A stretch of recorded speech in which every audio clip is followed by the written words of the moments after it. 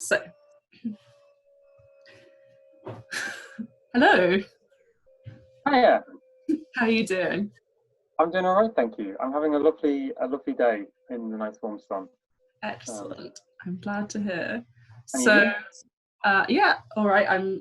My house is quite cold, but I can see the sun Oh, okay. just out there. Thank I don't know what direction my house faces, but it is not the one that is like a warm direction. Faces a cold direction, which is good. I think like when as it heats up, you don't want a like too hot house.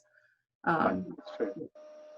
So, we are here today to have a chat about the work that you've been doing with bikes. I wondered if you could talk a little bit about that and what you do. Yeah. I work for Cycling UK, which is the national cycling charity, as the development officer responsible for Edinburgh. I work on, broadly speaking, supporting community groups to get cycling. And we do that most years through the Big Bike Revival Fund, which is a fund a grant that we award to community groups to put on cycle activities in their area. For those things like group rides, bike fixing sessions, training sessions, route planning workshops, big, festive cycle events in parks and community centres and things like that. And that's been going on now for the last three and a half years or so. And this year is quite different because this year you can't have big family community gatherings and public space activities. So we had this funding still available. It's funding from the Scottish Government as part of the active travel strategy. And we had to try and find a way that we can respond to the lockdown crisis with this funding and the support that we can give. So what we did is we have refigured the funding to the Big Bike Revival for Key Workers grant. So the way it works now is that we've awarded the grant to bike shops and organizations that have workshops, any organization or business that has a functioning bike workshop and can deliver services to people. We've given the funding to them so to deliver free services to key workers so that key workers can get their bikes fixed or get their bikes serviced, and they can then use their bikes to go out and carry on doing their work. One of the big issues obviously we've seen is that a lot of key workers are reliant on public transport to get to their places of work, or indeed they may not even have access to a private car. So, and because of the issues around public transport and contagion of the virus, a lot of key workers don't want to be using public transport. So walking and cycling have been really key ways for them to get around. So that's kind of what the grant has really been trying to address, is trying to support as many key workers who now want to, they may not have cycled, maybe thinking to themselves, well, I can't get the train or the bus, so they dig their bike out of the shed, and helping them get those bikes fixed up so that they can carry on traveling in a safe environment. And if, sorry, Oh yeah, if someone was watching this and they're like I'm a key worker in Scotland and I'd like to have my bike looked at, or I need access to a bike, like what's the process that they go through to kind of access the scheme or find a bike shop that's part of the kind of Big Bike Revival? So if you go on the Cycling UK website, cyclinguk.org, and you click Start Cycling and then click Big Bike Revival, we've got a map there of all funded partners in Scotland. that are, well, not partners, I should say, all the grant awardees in Scotland who are delivering these services. So you can just find your nearest. It's usually a good idea to give them a quick ring or a quick email before you go in, just to make sure that they'll be able to serve you. It's been a very popular grant. Some bike shops in particular have kind of cleared through the grants already, and so we're kind of in the process of taking them off the map because they can no longer do it. So yeah, just get in touch with them beforehand and just know you're coming, and they'll be able to confirm that they can help you. Yeah, I've seen loads of stuff recently about like bike shops kind of like talking about like running out of kind of less expensive bikes, and just like this huge surge in people buying bikes and stuff. I know that like we had like a cycle to work scheme window at the college recently, and like we had a massive kind of like uptake of it that wouldn't normally be the case because people are so interested in like getting bikes at the moment. And like I wonder like kind of like why do you think there has been that swing towards bikes, and like why is it then kind of like important to be talking about like cycling and stuff now in the context of kind of like this kind of lockdown situation? Because I don't think it necessarily seems like an obvious like this and this connection, if you see what I mean. Yeah. I think one of the main reasons it's a coming together of different factors. So you sort of start from the point of view that people need socially distance, and that starts the conversation going about our pavements and how easy it is to. I mean, let's just start from let's do transport hierarchy here. Let's start at the top and go from walking, right? So there's questions about how we can socially distance on our pavements when they're very often they're too narrow to do that. Then that kind of extends out to thinking about people, that starts the need of like, well, maybe we need to start having wider pavements and we need to start taking space for people to be able to walk. When it comes to cycling, a large part I think is being driven again by kind of two main factors. One, the need to only use public transport is absolutely necessary,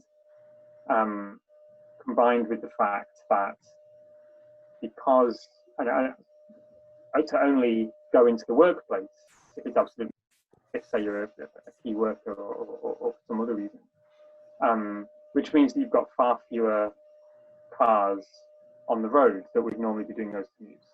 So the roads are now extraordinarily quieter, or certainly were. I mean, I think we're beginning to see that uptick start to happen. I mean, that's part of the reason why we've got kind of stations to the forefront, because we could very quickly just relapse into busy car traffic. So there's this kind of opportunity that's come up where we've got these really quiet roads, and there's something and you don't want to use public transport. So there's this window of opportunity to start thinking about cycling and to going out on your bike, because one of the key reasons for not cycling is that the roads feel too dangerous, and that's often related to heavy motorized traffic. So yeah, there's this kind of space for people to kind of explore cycling, and it helps with the weather. It helps that we're coming into spring and summer, and weather is another key factor that people are not wanting to cycle. So I see it a lot of like kind of structural factors that have kind of come into making cycling suddenly something that's very appealing and very important. And of course, now that we've got a lot of people out cycling on the roads, we're beginning to have these conversations about, well, is there space for cycling? In the same way of, is there space for walking? So that's created a new emphasis, I guess, on these conversations that we've been having for a very long time about having adequate space for safe cycling, through kind of segregated cycle infrastructure or widened cycle paths, or remanaging road traffic in some way. Reusing things like loading bays, for example, are a good example, because so much retail is not active now. So they're suddenly no longer have the value that they used to have. So getting us it's having an effect. It has the same sort of effect, you know, like when you get massive snowfall and like suddenly, you know, there's very little car traffic and you can see the tire tracks through the snow.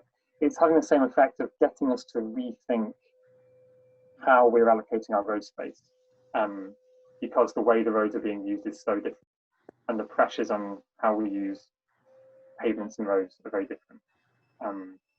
So that's kind of where I see the cycling imperative at this time kind of coming from. And so I think, you know, with more people cycling, and I think more people maybe starting to participate in those kind of conversations, or becoming aware of those kind of conversations from like a different perspective, from the perspective of people who are riding or for whom cycling is increasingly like a form of transport. Do you have any suggestions about like how to get involved in that conversation, how to kind of add your voice, how to like locate where there are like maybe cycling campaigns, or like even ways to like flag infrastructure needs in your like area, you know?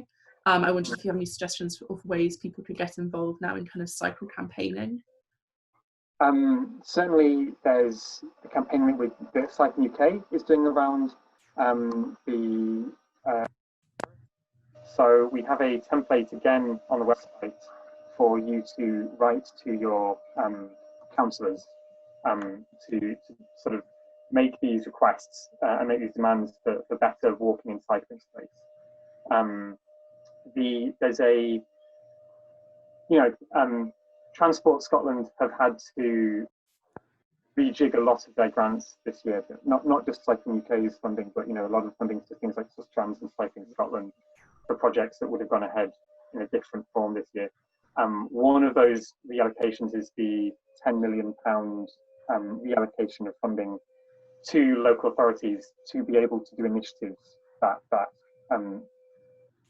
you know, temporary things like temporary cycle paths and traffic management schemes to allow more space for walking and cycling. We've seen some local authorities really pick this up. So Edinburgh and Glasgow have been, for example, quite good at beginning to roll out temporary cycling infrastructure schemes using this funding. But we really want to see all 32 in Scotland start using this. So yeah, so one thing you can definitely do is write to your councillor and say, you know, there's this funding available. What is the council with this money that's available? What is the council doing to create, you know, the necessary space for walking and cycling in the area? There's also really good campaigning work being done by local campaign groups across Scotland.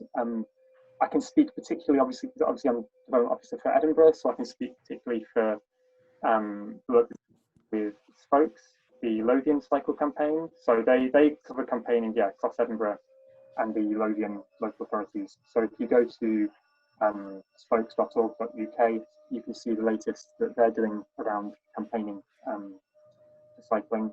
I know in Glasgow there's the Go Cycle campaign, main cycle campaigning organisation for Glasgow. But yeah, but that's kind of where it really starts. And I think, you know, it's important to talk when you're going to your local bike shop, your bike service, or your local community workshop that is doing bike mechanic services. You know, talk to them about what they are seeing and what they're doing in their area, particularly if they're a social enterprise or, you know, some other kind of charitable organisation. They will be linked in with communities, and it's worth talking to them about what they're doing around campaigning for cycling in their area. But I think at this stage it certainly starts with writing to a councillor and you know, asking them what the council's doing. And we'll pop the links for that in the chat for this watch party as well. Lovely. Well, it was really nice chatting, and I hope that it carries on going well with the Big Bike Revival and you get lots of people riding. Sure it shall. I'm sure we will.